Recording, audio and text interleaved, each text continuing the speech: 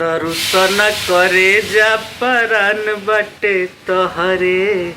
तो कैसन गाना लागल भाई लोग। गाना आ गई बा योग माया फिल्म पर। गाना बहुत ही जबरदस्त बा। वीडियो क्वालिटी के तो बात कहे के नहीं, पावर स्टार के गाना है तो वीडियो क्वालिटी तो दमदार रहबे करेला। और रहल बात लिरिक्स के, तो एक एक लाइन गाना के भाई, एक एक लाइन में मजा बाटे। मतलब एक एक लाइन सुनला के बाद आ जाता मजा। एक बार गाना सुनने का मन नहीं, कम से कम हम सुबह से 20 बार सुन चुकल बनी। और गाना के जो लिखले बड़े आशुतोष तिवारी तो बहुत ही बढ़िया लिखले बड़े। म्यूजिक प्रियांशु सिंह के बा, बहुत बढ़िया म्यूजिक दिले बड़े। चांदनी सिंह के भी काम बहुत ही सराहनीय बा, बहुत बढ़िया काम किले बड़ी। रहल बात दोसर स्टार जना के एक जना के गाना आइल बा एगो होली के, 4 घंटा में मात्र 4000 लाइक बा। पावर स्टार के 7 घंटा में 50,000 लाइक बा। हम साइड में स्क्रीनशॉट भी लगा दें, देख लिया लोग।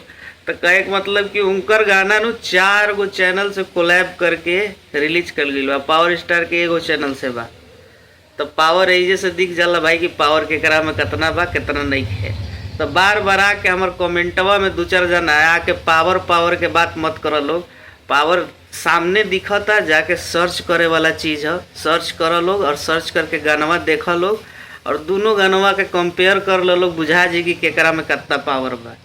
तो खाली बकबकैला से पावर ना होला, पावर दिखहू के चाहिए।